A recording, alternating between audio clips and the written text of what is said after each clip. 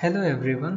तो welcome back to second video. आपको जैसा कि पता है हम लोग घटना चक्र की पॉइंटर को कवर कर रहे हैं और ये हमारा इस समय इन्वायरमेंट चल रहा है। हमने चैप्टर नंबर 1 जो कि इन्वायरमेंट के बारे में है उसको कंप्लीट कर लिया है और जो कि आपको प्लेलिस्ट में मिल जाएगा और उसका लिंक आपको डिस्क्रिप्शन में भी मिल जाएगा और या फिर आप चैनल के प्लेलिस्ट वाले सेक्शन में जाके देख सकते हो।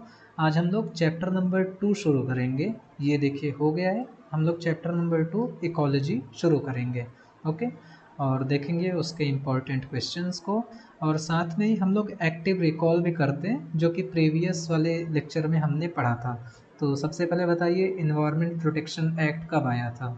जी हाँ, 1986 में। अच्छा बताइए कार्सन की बुक का नाम क्या था? तो ये था आपका साइलेंट स्प्रिंग। ओके, और उसके बाद फिर लिमिट टू ग्रोथ, ये बताइए किसने निकाला था? जी हाँ, Rome was not built in a day. तो ये था आपका क्लब ऑफ रोम। और एक और पूछ लूँ, बताइए एडम्स की कौन सी बुक थी? तो वो थी आपकी ग्रीन डेवलपमेंट करके। ओके, आप रिवाइज करते रहिएगा। और तो फिर शुरू करते हैं। सबसे पहले ecology is the study of relationship between organism and environment. Okay, देखिए कई सारे ऑप्शन आते हैं ना, इकोलॉजी से बहुत ही क्लोज डेफिनेशन के 4 ऑप्शन दिए रहेंगे और इसमें एक ऑप्शन रहेगा कि एक यहाँ पे मतलब एक यूपीएससी ने क्वेश्चन पूछा था जिसमें कि study of relationship between organism and environment था और उसके साथ जो चौथा वाला ऑप्शन था ना वो भी यही था, study of relationship between organism and environment along with physical interaction along with interaction between them ना, कुछ इस तरीके से था।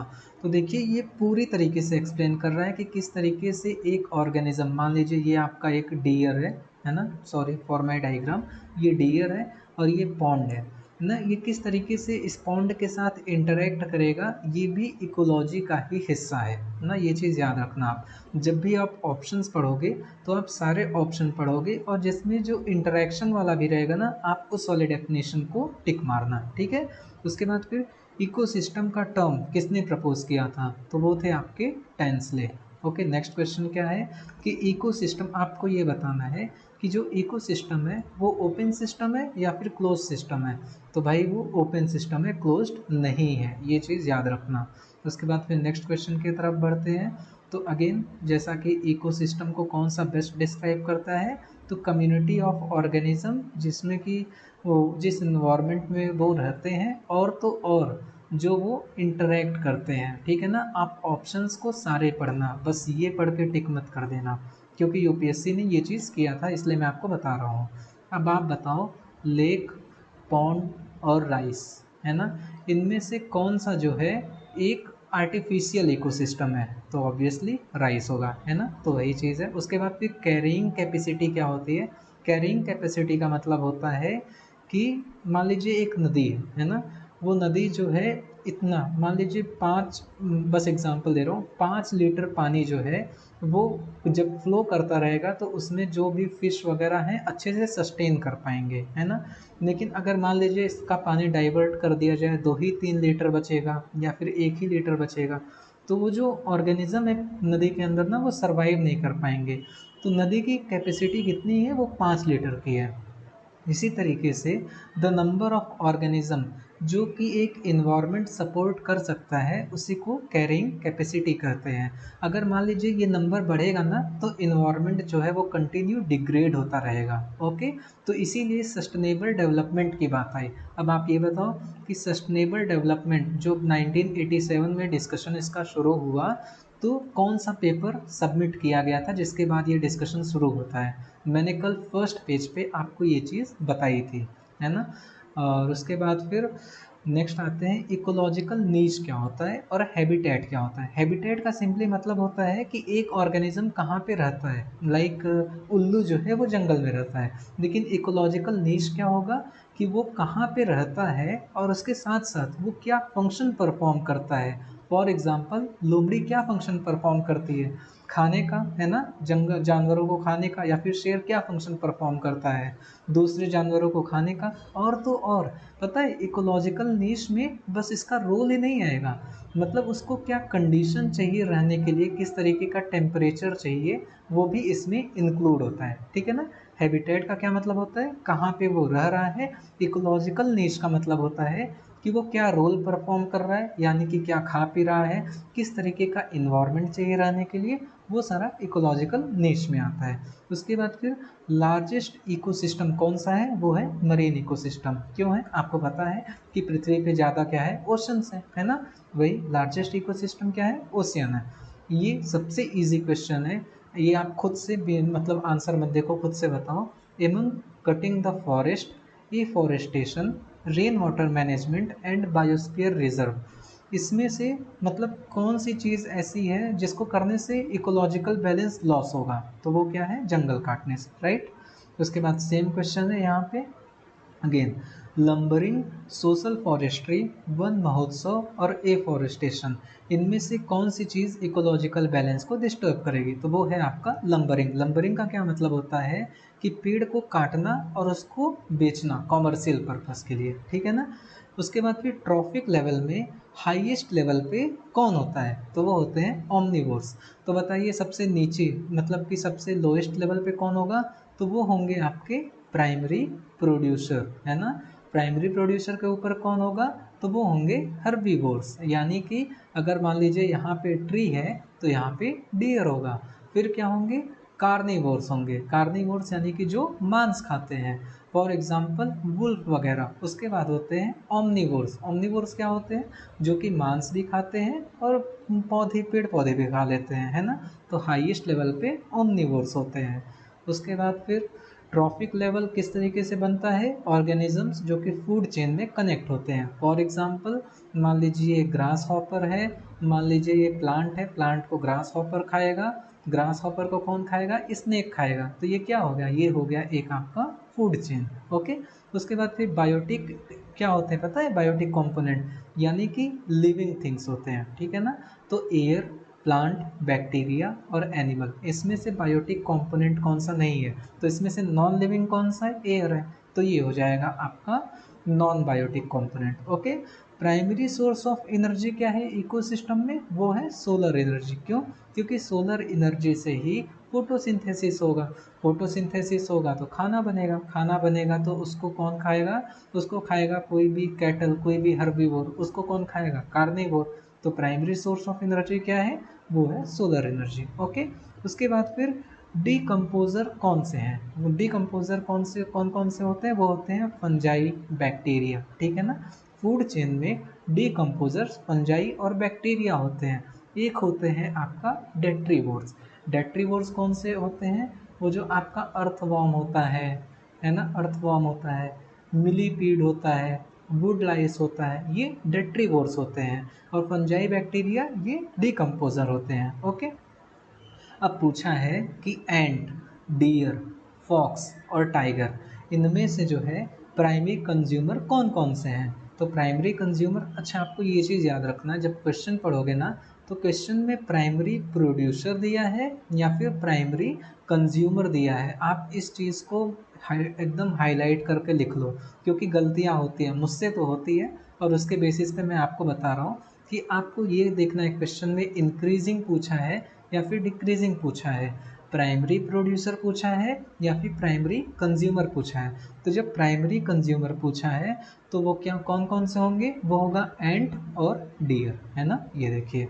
उसके बाद फिर फूड चेन में मेन प्राइमरी कंज्यूमर भी है और तो और सेकेंडरी कंज्यूमर भी है ना, ये चीज़ तो आपको पता होगा। उसके बाद फिर 10% लॉ किस चीज़ से रिलेटेड है, 10% लॉ का मतलब है कि जो एनर्जी जो है एक लेवल से दूसरे लेवल बस 10% ही ट्रांसफ़र होगी।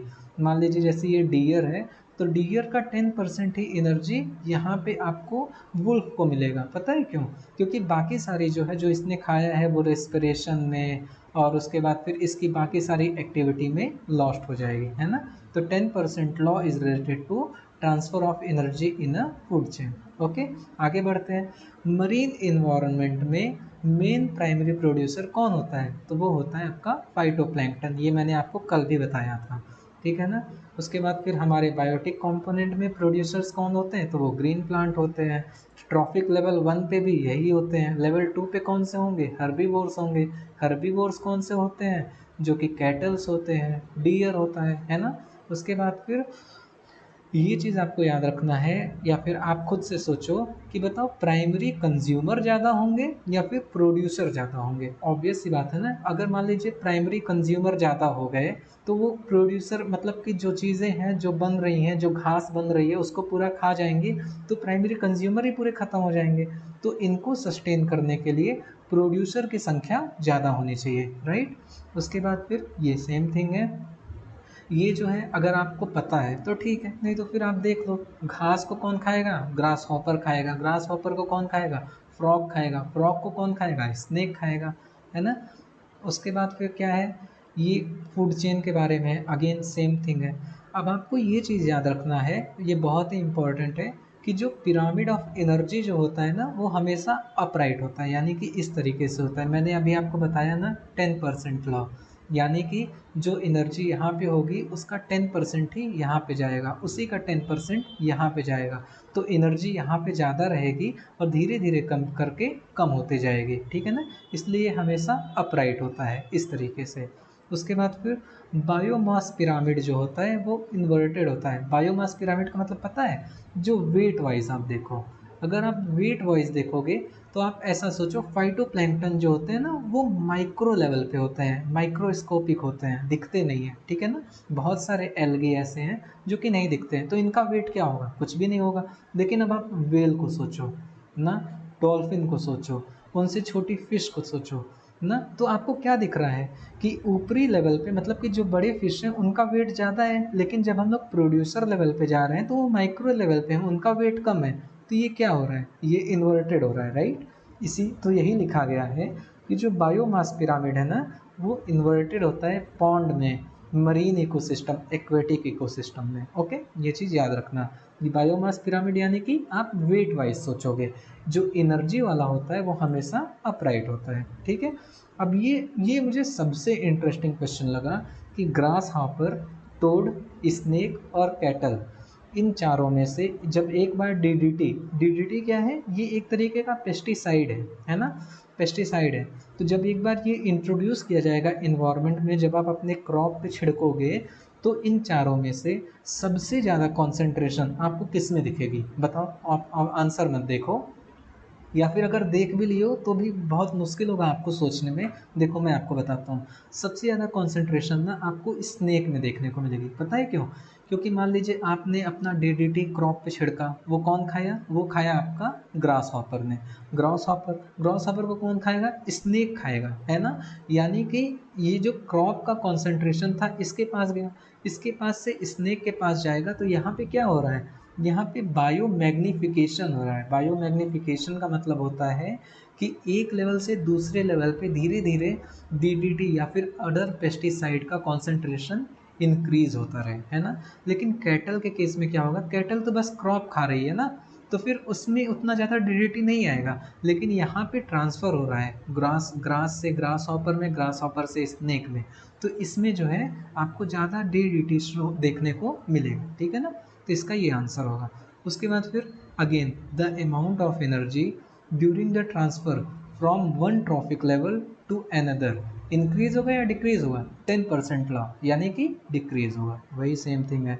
एक यूकेलिप्टस, बनाना, नीम और बबूल, ये इनमें से कौन सी ट्री सबसे ज़्यादा डेंजरस है इन्वायरमेंट के लिए? तो वह है आपका यूकेलिप्टस। ओके, इसे इनमी ऑफ द फॉरेस्ट या ऐसा कुछ कहते हैं। उसके बाद फिर लेंटिक हैबिटेट कौन सा होता है? लेंटिक हैबिटेट यानी कि आपको दो हैबिटेट पता होंगे, एक होता है लोटिक, एक होता है लेंटिक ना। लोटिक का मतलब होता है ये हो गया रिवर वगैरह हो गए जो कि चलते रहते हैं ना, फ्लो करते रहते हैं। लेंटिक का मतलब होता है जो कि रुका हुआ है, ठीक है ना, जो कि ठहरा हुआ है, यानी कि पॉन्ड। पॉन्ड आप देखोगे एक जगह पे रुका हुआ है ना। लेक्स एक जगह पे रुके हुए हैं, तो ये पॉन्ड हो गया, स्वैम्प हो गया, ये लेंटिक हैबिटेट होते हैं। लोटिक यानी कि फ्लो होता रहेगा जैसे कि रिवर। ओके, इकोटोन क्या होता है? इकोटोन होता है मान लीजिए दो इकोसिस्टम है, ये कौन सा है, फॉरेस्ट है, ये कौन सा है, मान लीजिए डिजर्ट है ना, ये दो हैं, इनके बीच का जो होगा ना, इसी को इकोटोन कहते हैं। The transitional zone between two distinct communities is known as ecotone. आपको एक चीज़ पता है कि ये जो फॉरेस्ट वाला है और मान लीजिए ये वाला डिजर्ट वाला है, तो ज़्यादा सबसे ज़्यादा जानवर आपको कहाँ पे दिखेंगे, यहाँ पे कि यहाँ पे? अगर आप फॉरेस्ट सोच रहे हो तो ये गलत है, सबसे ज़्यादा आपको ऑर्गेनिज्म इकोटोन में देखने को मिलेंगे। पता है क्यों? अब सोचो ये वाले भी, यहाँ वाले जो हैं, मतलब कि जो थोड़ा सा कम फॉरेस्ट से हैं, वो भी यहाँ पे सरवाइव कर लेंगे। यहाँ वाले तो ऑर्गेनिज्म है ही, डिजर्ट के भी कुछ इसमें सरवाइव कर लेंगे। तो सबसे ज़्यादा ऑर्गेनिज्म आपको इकोटोन में देखने को मिलेंगे।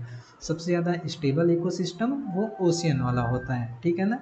नेक्स्ट है एंथ्रोपोजेनिक बायोम। कौन सा है? एंथ्रोपोजेनिक का मतलब हो गया जिसको ह्यूमंस ने बनाया है। तो ग्रासलैंड, क्रॉपलैंड और रेन फॉरेस्ट में जो ह्यूमंस ने बनाया वो है आपका क्रॉपलैंड, ठीक है। अब यहाँ पे कोरल रीफ के बारे में मैं आपसे दो क्वेश्चन पूछता हूँ। पहला, सबसे ज़्यादा कहाँ पे आपको कोरल रीफ देखने को मिलेंगे? तो आपको पता होगा जो ग्रेट बैरियर रीफ है ना, वो इतना बड़ा है कि वो आपको स्पेस से भी दिखता है, ठीक है ना। तो ये कहाँ पे है? ऑस्ट्रेलिया में है। तो ऑब्वियस सी बात है, कोरल रीफ जो होते हैं 1/3 वर्ल्ड का आपको ऑस्ट्रेलिया, इंडोनेशिया और फिलीपींस में देखने को मिलेगा।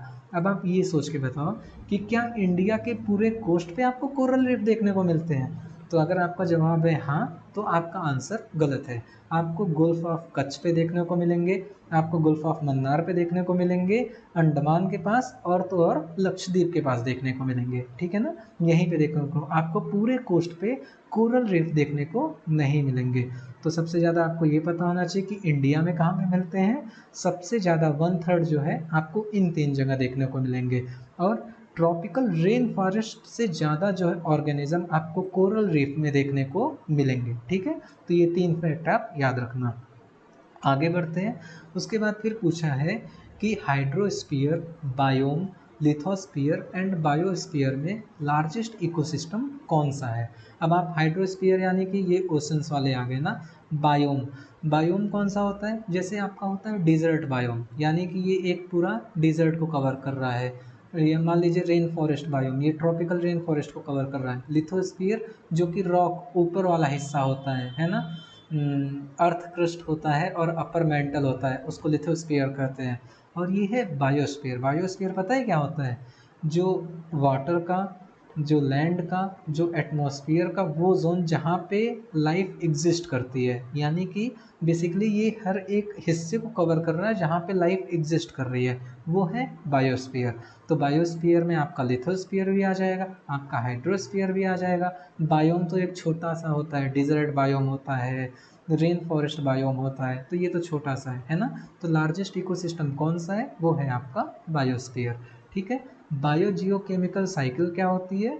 जो एलिमेंट्स का साइकिलिंग होता है। फॉर एग्जांपल आपका कार्बन डाइऑक्साइड का होता है, नाइट्रोजन का होता है।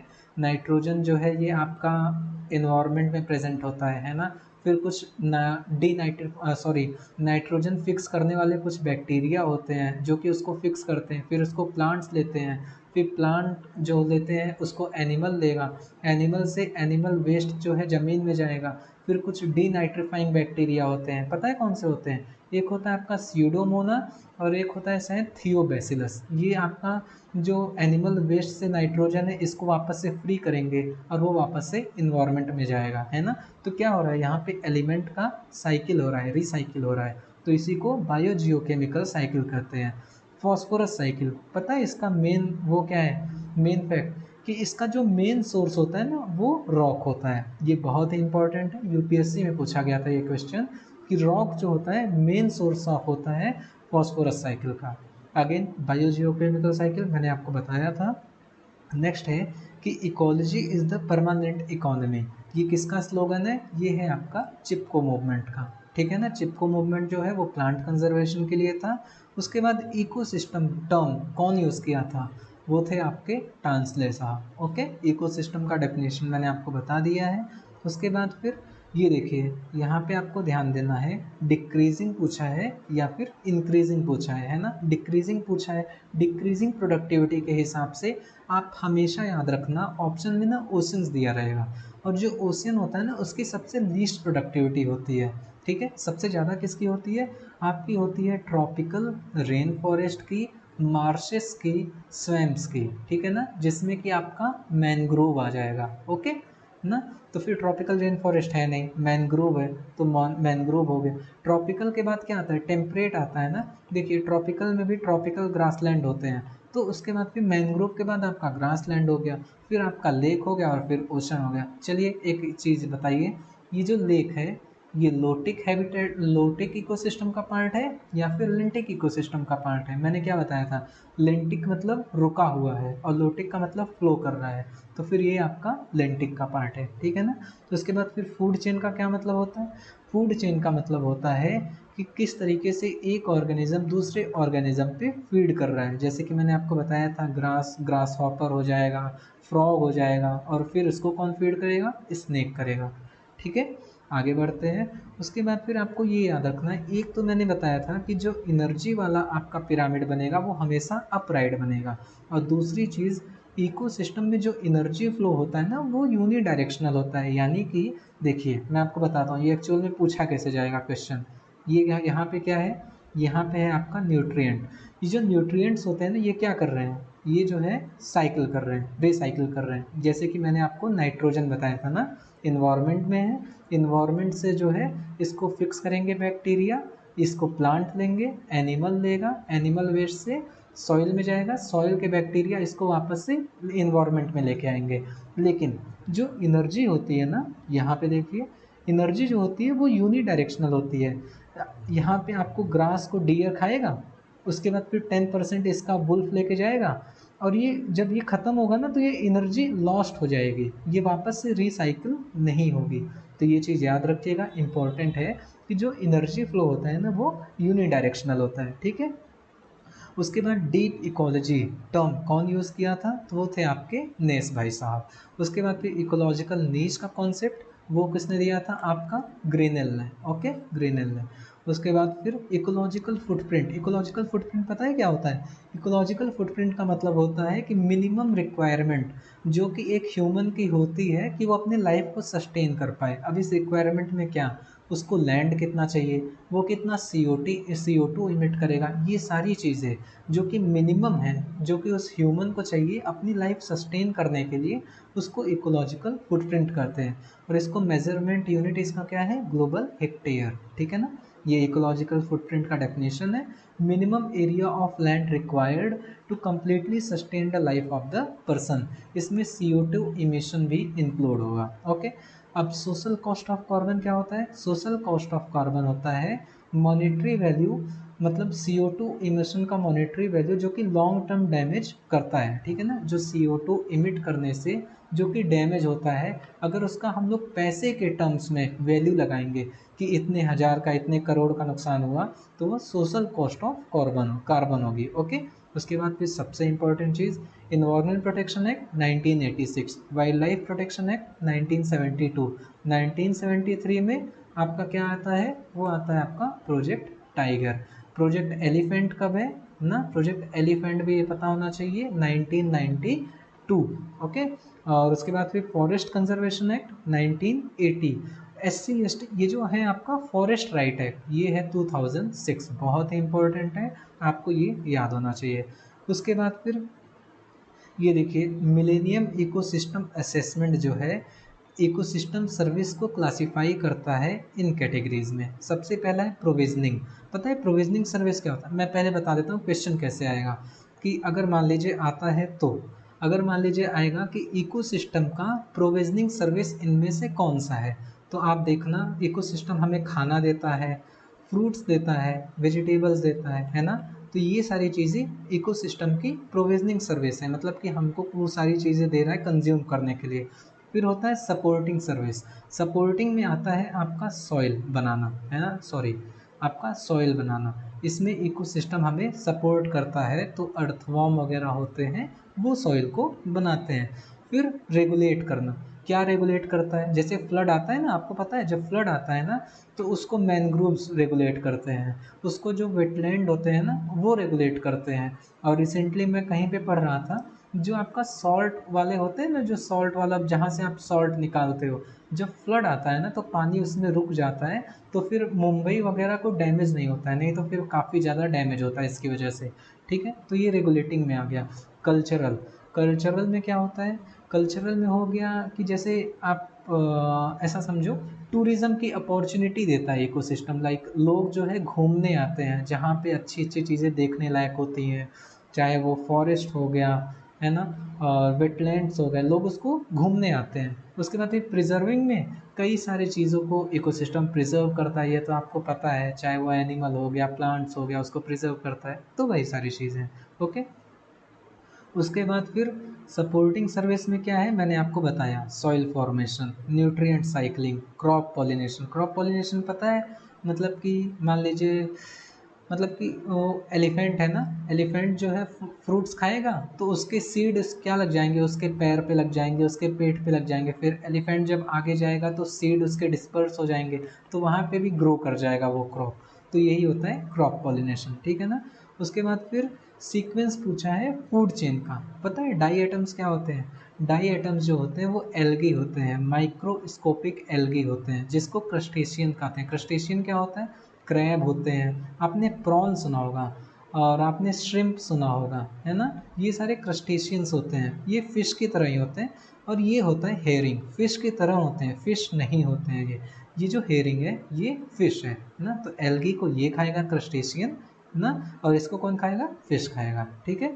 उसके बाद फिर इम्पॉर्टेंट है बायोनॉमिक्स। क्या होता है बायोनॉमिक्स? का सिंपली इकोलॉजी वाला होता है ना, कि interaction between the organism and it's physical environment, और वो कहाँ पे रह रहे हैं, तो उसी को बायोनॉमिक्स भी कहते हैं, ठीक है ना। इसका इकोलॉजी का दूसरा नाम क्या है? बायोनॉमिक्स है। उसके बाद फिर इसी में बायोनॉमिक्स का एक और चीज़ है कि ये नेचुरल सिस्टम के वैल्यू के ऊपर इम्पोर्टेंस देता है, स्ट्रेस करता है, ठीक है। उसके बाद फिर नेक्स्ट क्वेश्चन क्या है? Among the ecocline, halocline, pycnocline and thermocline, इनमें से कौन सा डेंसिटी ग्रेडियंट वाटर का शो करता है? तो वो होता है आपका पिक्नोक्लाइन, ठीक है ना। उसके बाद पता है आपको, ज़ीरो, जहाँ पे ज़ीरो आ जाए ना ये वाला, तो इसका मतलब ही ड्राई वाला होता है, ये चीज़ याद रखना, ठीक है ना। तो ये क्या क्वेश्चन दिया गया है कि डिजर्ट वेलिंग एनिमल्स को क्या कहते हैं? तो ज़ीरो कोल एनिमल्स कहते हैं। ये ज़ीरो वाला ऑप्शन में जिसमें रहेगा उसी पे टिक करना।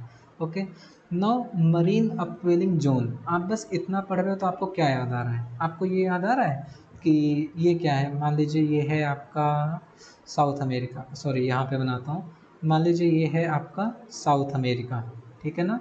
और ये क्या है? नहीं, ये साउथ अमेरिका नहीं बनाते हम लोग, ये बनाते हैं हम लोग ऑस्ट्रेलिया, ठीक है ना। ये है आपका ऑस्ट्रेलिया और ये है आपका साउथ अमेरिका। यहाँ पे क्या होता है? एल नीनो ला नीना पढ़ा है ना। यहाँ पे क्या होता है कि गर्म पानी आता है तो यहाँ पे बारिश होती है, यहाँ से ठंडा पानी इमर्ज होता है, और जहाँ पे ये ठंडा पानी इमर्ज हो रहा है ना, उसी को मरीन अपवेलिंग जोन कहते हैं। और क्योंकि ये देखिए ये नीचे से आ रहा है, नीचे से आ रहा है, यानी कि यहाँ के जो न्यूट्रिशन है, जो न्यूट्रिएंट हैं, वो ऊपर आ रहे हैं। और जब यहाँ के न्यूट्रिएंट ऊपर आएंगे तो यहाँ पे भैया फिश भी आएगी, क्यों? उस न्यूट्रिएंट को लेने के लिए।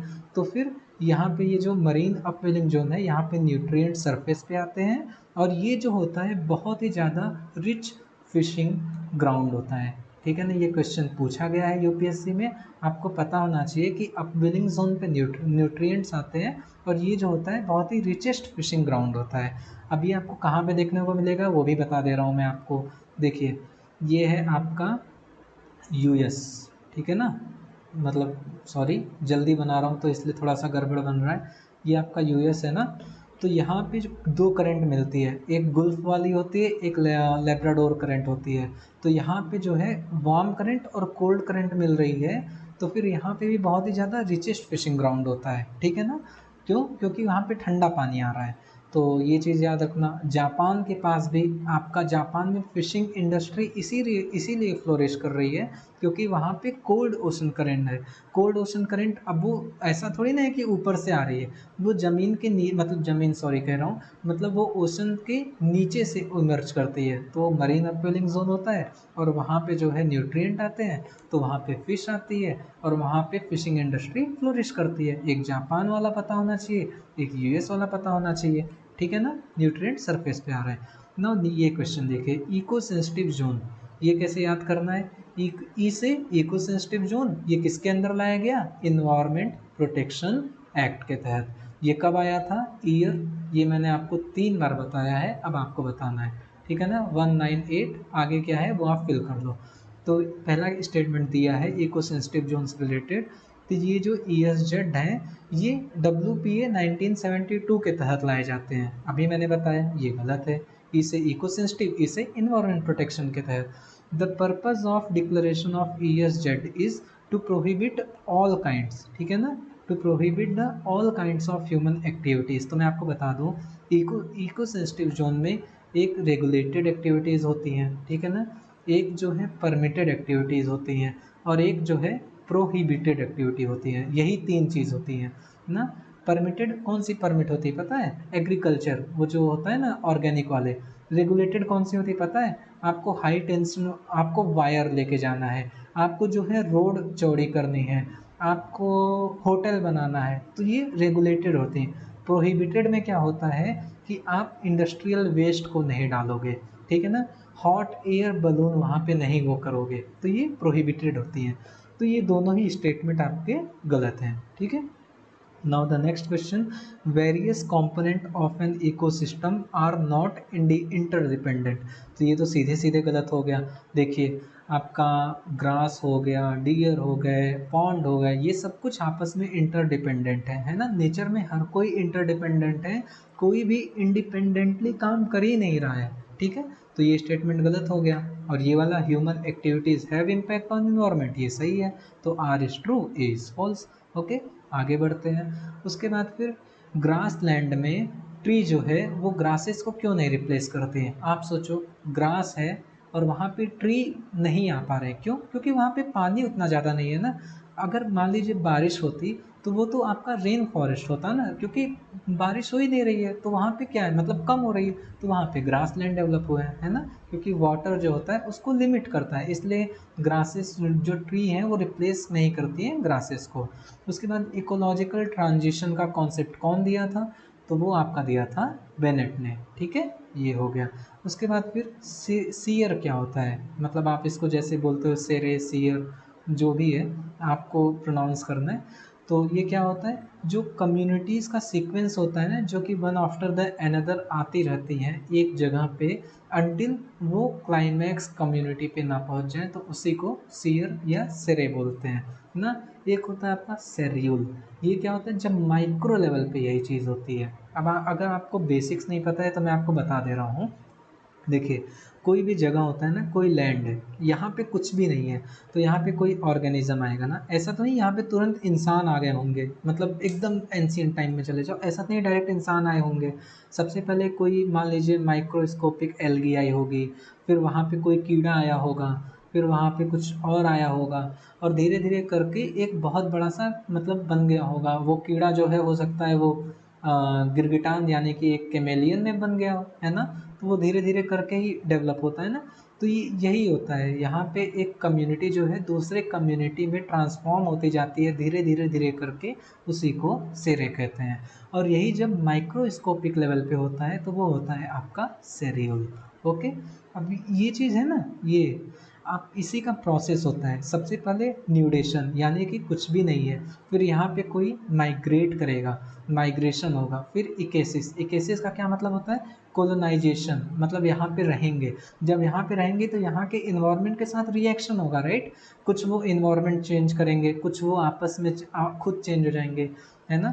फॉर एग्जाम्पल जब ह्यूमंस आए होंगे किसी लैंड पे, तो जब जहाँ पे ठंडी रहती होगी वो अपने बॉडी को उस तरीके से एडॉप्ट कर रहे होंगे, और कुछ वो ग्रीन हाउस करके अपना थोड़ा थोड़ा इन्वायरमेंट को भी गर्म कर रहे होंगे ना, और उसके बाद फिर फाइनली स्टेबलाइज हो जाता है और एक क्लाइमैक्स कम्युनिटी जो है वो डेवलप हो जाती है।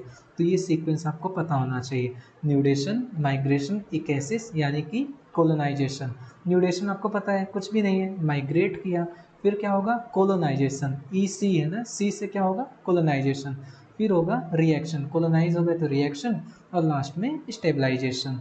ट्रिक क्या है याद करने की, ये तो पता होगा कुछ भी नहीं है, फिर माइग्रेट करेंगे और लास्ट में स्टेबलाइज होता है ना। फिर आपका बायोलॉजिकल ऑर्गेनाइजेशन का करेक्ट ऑर्डर पूछा हुआ है, तो पॉपुलेशन होता है, कम्युनिटी होता है, पॉपुलेशन और फिर कम्युनिटी और फिर इकोसिस्टम और फिर लैंडस्केप, ठीक है ना। उसके बाद फिर ये है आपका ऑटोट्रॉफ के बारे में। The production at the autotroph level is said to be primary productivity. आपको पता है ऑटोट्रॉफ का क्या मतलब होता है, जो कि खुद से खाना बनाते हैं। खुद से खाना कौन बनाता है, प्लांट बनाता है ना। तो फिर ये प्राइमरी प्रोड्यूसर होते हैं, तो ये क्या होता है प्राइमरी प्रोडक्टिविटी होता है। सेकेंडरी प्रोडक्टिविटी जो होती है वो हेट्रोट्रॉफ लेवल पे होता है। हेट्रोट्रॉफ लेवल का मतलब होता है जो कि हेट्रोट्रॉफ का मतलब होता है जो कि डिपेंडेंट होते हैं दूसरे पर खाने के लिए, फॉर एग्जांपल डियर। तो हेट्रोट्रॉफ लेवल वाले को सेकेंडरी प्रोडक्टिविटी कहते हैं, और प्राइमरी प्रोडक्टिविटी जो है वो ऑटोट्रॉफ लेवल वाले को कहते हैं। उसके बाद फिर इकोलॉजिकल नीश के बारे में आपको याद है, मैंने, चलिए एक्टिव रिकॉल करते हैं। चलिए बताइए बिनेट ने कौन सा टर्म दिया था, पता है, इकोलॉजिकल ट्रांजिशन। आप बताइए ग्रीनल ने कौन सा टर्म दिया था, इकोलॉजिकल नीश। और आप बताइए नेश ने कौन सा टर्म दिया था, ये दिया था डीप इकोलॉजी, है ना। ये तीनों याद हो गए होंगे आपको, नहीं तो फिर से एक बार याद कर लेना। तो फिर इकोलॉजिकल नीश के बारे में मैंने आपको बताया था, हैबिटेट का मतलब होता है कहाँ पे वो रहते हैं, और इकोलॉजिकल नीश का मतलब होता है कि वो क्या फंक्शन परफॉर्म कर रहे हैं, उनको किस तरीके का इन्वायरमेंट चाहिए। ये सारी चीज़ें जो है इकोलॉजिकल नीश में होती है, ठीक है ना। उसके बाद फिर मरीन इकोसिस्टम टेरेस्ट्रियल इकोसिस्टम से अलग है, क्यों, क्योंकि ये लैंड बेस्ड इकोसिस्टम है और ये ओशन वाला है। और उसके बाद फिर लेंटिक, लेंटिक क्या होता है, लेंटिक इकोसिस्टम मैंने आपको बताया था लेक्स, पॉन्ड, और लोटिक कौन सा होता है, रिवर, है ना, जो कि फ्लो करता है। ओके, अब मिलते हैं हम लोग नेक्स्ट चैप्टर में। Thank you so much.